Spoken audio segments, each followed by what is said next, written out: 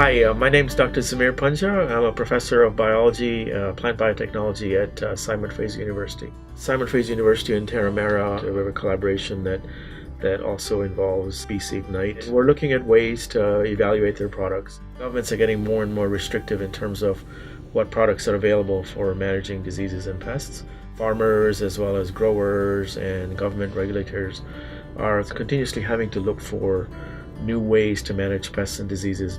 So companies like Terramera are producing these environmentally sustainable organic products that will be alternatives to pesticides in the long run. They'll provide organic farmers with better products to use. These products are plant-based, they're extracts from plants, they're naturally occurring. One of the key factors that will encourage the use of these products is that there really are no synthetic chemicals for certain types of pests and diseases.